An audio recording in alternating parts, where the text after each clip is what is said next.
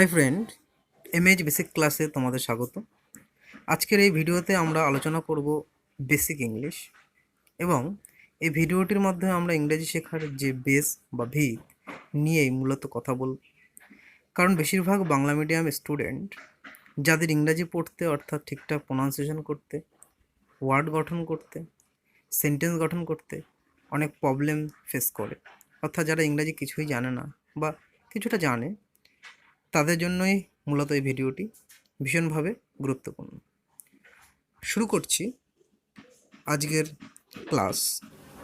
ইংরাজির basic শিখতে গেলে আমাদের প্রথমে যেসব বিষয়ের উপর নজর রাখতে হবে বা যেসব টপিকের উপর নজর রাখতে হবে, যেরকম অ্যালফাবেট অর্থাৎ বর্ণমালা, স্পেলিং বানান কি, প্রোনাউন্সিয়েশন অর্থাৎ উচ্চারণ কি, ওয়ার্ড শব্দ কি, এসব বিষয়গুলো জানতে হবে।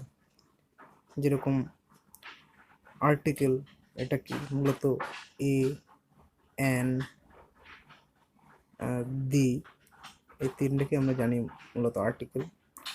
পার্টস অফ স্পিচ অর্থাৎ বাক্যের বিভিন্ন অংশ, যেরকম noun, pronoun, adjective, verb, adverb, preposition, conjunction, interjection, এই 8 প্রকারকে আমরা সাধারণত পার্টস অফ স্পিচ বলি। তারপরে টেন্স অর্থাৎ কাল কি, সেন্টেন্স কি অর্থাৎ বাক্য কি, এগুলোকে আমাদেরকে জানতে হবে। তো প্রথমে আমরা অ্যালফাবেট শিখব, এবং এই অ্যালফাবেট শেখার পর আমরা কি করে তার বানান করতে হয়, প্রোনাউন্সিয়েশন করতে হয়, এবং কি করে এই বানান প্রোনাউন্সিয়েশনের মাধ্যমে আমরা একটা শব্দ গঠন করব। তো কতগুলো অ্যালফাবেট বা লেটার পাশাপাশি বসে যখন একটা সম্পূর্ণ অর্থ প্রকাশ পায় তখন তো তাকে আমরা ওয়ার্ড বলি। এবং এই ওয়ার্ড পাশাপাশি বসে যখন একটা সম্পূর্ণ অর্থ প্রকাশ পায় তখন আমরা তাকে সেন্টেন্স বলি। তো এই ওয়ার্ড থেকে সেন্টেন্সে আসতে গেলে আমাদের যা করণীয়, আমাদের কিছু রুলস বা গ্রামারের প্রয়োজন হয়, যে গ্রামারগুলো ছাড়া আমরা কখনোই একটা সেন্টেন্স গঠন করতে পারবো না। তো সেটাকে আমাদের শিখতে গেলে আর্টিকেল জানতে হবে, পার্টস অফ স্পিচ জানতে হবে, অর্থাৎ নাউন, প্রোনাউন, অ্যাডজেক্টিভ, এই 8টা প্রকার ভালোভাবে জানতে হবে। টেন্স অর্থাৎ কাল জানতে হবে, সেন্টেন্স জানতে হবে। তো এই ওয়ার্ড থেকে সেন্টেন্স গঠন করতে গেলে আমাদের এই গ্রামারের কিছু রুলস না জানলে আমরা একেবারেই শিখতে পারবো না। তো আমরা আজকে এই ভিডিওটা করছি মূলত একটা ইন্ট্রো পার্ট, জাস্ট একটা ইন্ট্রো পার্ট। এরপরে আমরা আস্তে আস্তে গ্রামারের দিকে ঢুকবো, এবং গ্রামারের প্রত্যেকটা বিষয় ডিটেলস আছে, যেরকম আর্টিকেল পুরো বিষয়টা ডিটেলসে আলোচনা করবো। পার্টস অফ স্পিচ এর মধ্যে যে প্রত্যেক একটা করে ভিডিও করে করবো, যেরকম নাউনের উপর পুরো একটা ভিডিও থাকবে, প্রোনাউনের উপর একটা ভিডিও থাকবে। পার্টস অফ স্পিচ টোটাল 8টা বিষয়, এই 8টা বিষয়ের উপরে একটা করে ভিডিও থাকবে। টেন্স অর্থাৎ কাল, এটা কি, এই টেন্সের উপর একটা ভিডিও থাকবে। সেন্টেন্স এর উপর একটা ভিডিও থাকবে। টোটাল এভাবে আমরা টোটাল বেসিক যে ইংলিশটা এটা পুরোভাবে কমপ্লিট করব। প্রথমেই জানতে হবে ইংরেজি বর্ণমালা অর্থাৎ অ্যালফাবেট কি।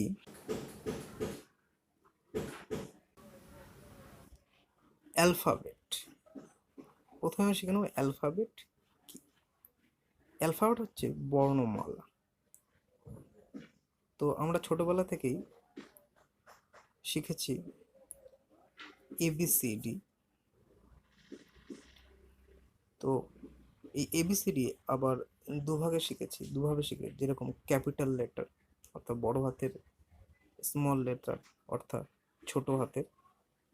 তো এরপরে এই অ্যালফাবেট বা লেটারগুলোকে আবার দুভাগে ভাগ করা হয়, যেরকম ভাওয়েল, এরকম এ, ই, আই, ও, ইউ, যেগুলোকে বাংলায় স্বরবর্ণ বলে, এবং এই 5টি বাদ দিয়ে বাকি যতগুলো অ্যালফাবেট আছে সেগুলোকে কনসোন্যান্ট বলি।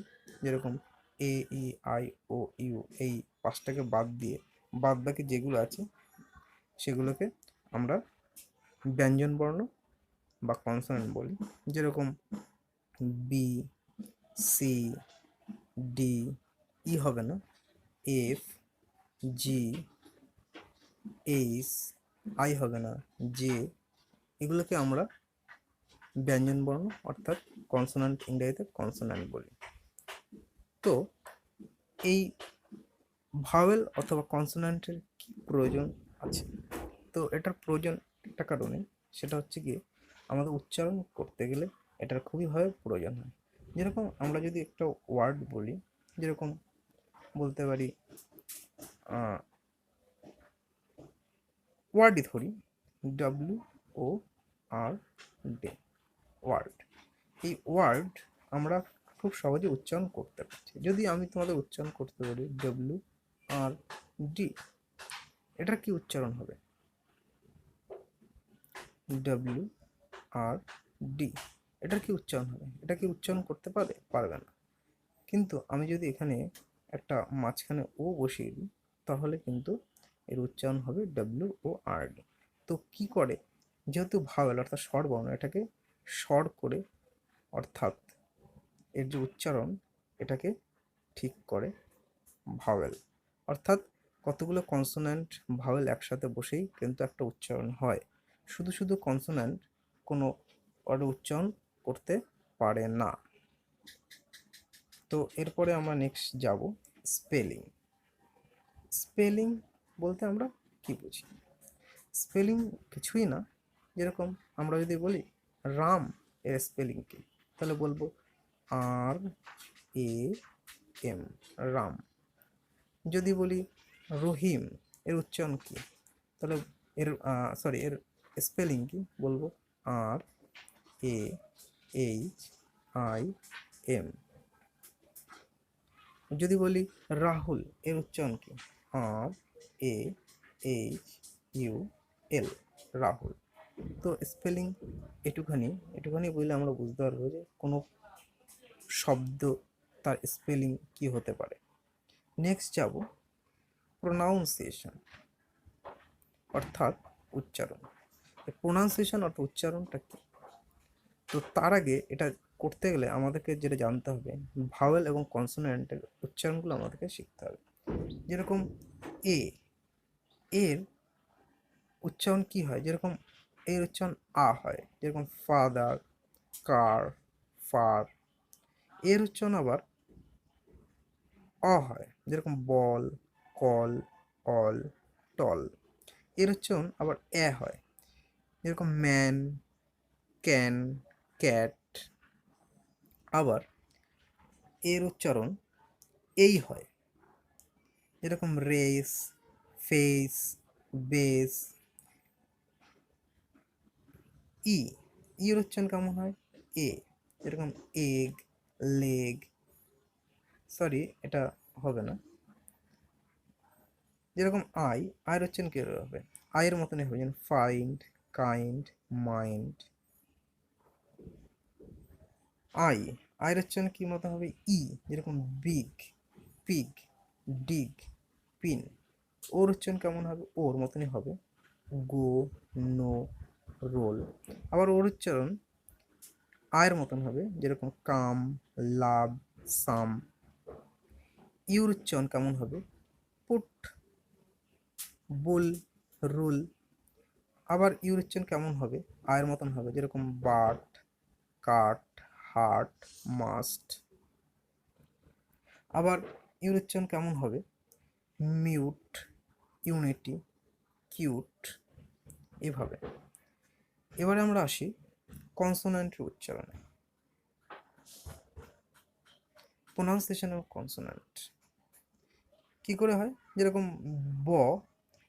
বয়ের উচ্চারণ বয়ের মতন, বি এর উচ্চারণ বয়ের মতন হয়, সি এর হতো ক বা শয়ের মতন, ডির উচ্চারণ ড, এফ এর উচ্চারণ ফ, গ এর উচ্চারণ গ, জি এর উচ্চারণ গ বা বর্গের জ, এইচ এর উচ্চারণ হ, জে এর উচ্চারণ জ, কে এর উচ্চারণ ক, এল এর উচ্চারণ ল, এম এর উচ্চারণ ম, এন এর উচ্চারণ ন, পি এর উচ্চারণ প, কিউ এর উচ্চারণ ক, আর এর উচ্চারণ র, এস এর উচ্চারণ স, টি এর উচ্চারণ ট, ভি এর উচ্চারণ ভ, ডব্লিউ এর উচ্চারণ ও, এক্স এর উচ্চারণ কাশ হয় যেরকম অক্স যেরকম বলি না এরকম, ওয়াই এর উচ্চারণ আই ইউ, জেড এর উচ্চারণ জ, এভাবে।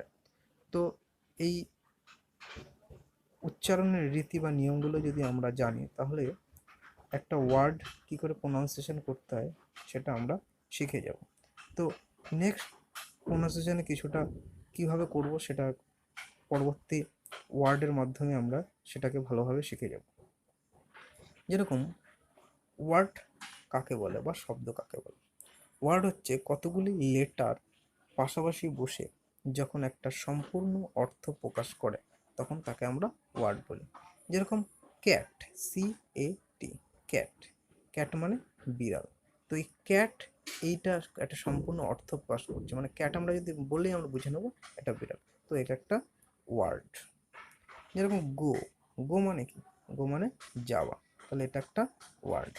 এখানে দেখে না, দেখো যেরকম ক্যাট, CAT, ক্যাট, এখানে যদি CT লিখি তাহলে আমাদের কোনো উচ্চারণ হবে না, কিন্তু এর সাথে যদি এটা এ যুক্ত করি তাহলে কি হবে? ক্যাট, এ, তাহলে আমরা শিখেছি এর উচ্চারণ এর মতন হয়, তাহলে ক্যাট, ক্যাট মানে বিড়াল। তো আরেকটু যদি ভালো করে জানতে হয়, ওয়ার্ড উচ্চারণ ঠিকঠাক যদি করতে হয় তাহলে আমাদেরকে জানতে হবে সিলেবেল কাকে বলে।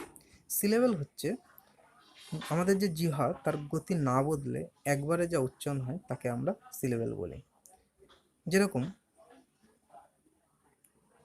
বলতে পারি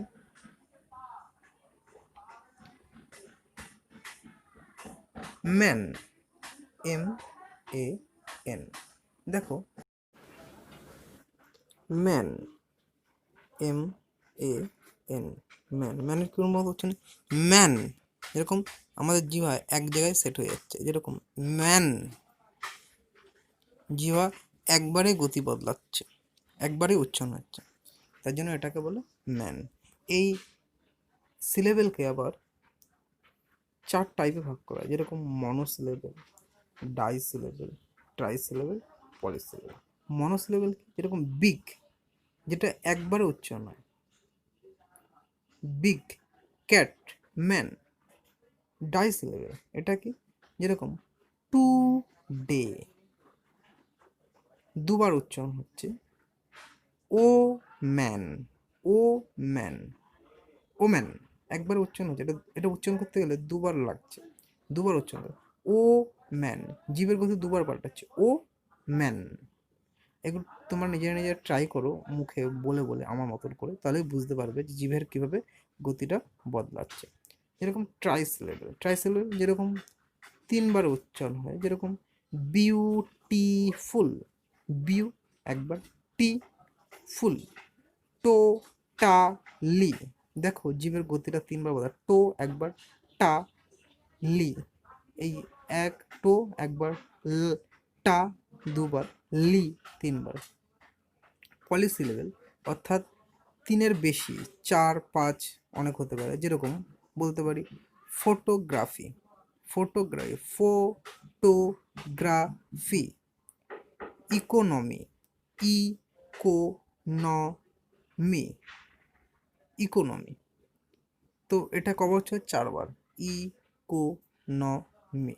তো আমরা যদি কোনো ওয়ার্ড উচ্চারণ করি, যেরকম যদি বলি ইকোনমি কী করে উচ্চারণ করি, তো আমরা সেটাকে সিলেবেলে ভাগ করে নেব। ই কো ন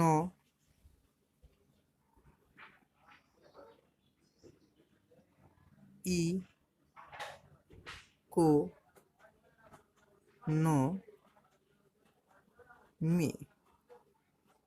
তো আমরা সিলেবেলে ভাগ করি তাহলে আমাদের কোনো ওয়ার্ডের উচ্চারণ করতে গেলে কোনো প্রবলেম হবে না। যেরকম ইকোনমি, কিন্তু আমরা যদি একবারে কোনো ওয়ার্ড উচ্চারণ করতে যাই তাহলে কিন্তু আমাদের প্রবলেম হবে।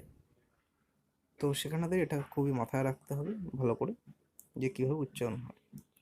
তো এভাবে আমরা কী করে একটা ওয়ার্ড তার প্রোনাউন্সিয়েশন কী হয় সেটা আমরা ভালোভাবে শিখতে পারো। তো আজকে এই পর্যন্তই। ভিডিওটি ভালো লাগলে কমেন্ট, সাবস্ক্রাইব এবং লাইক করবে। Thank you.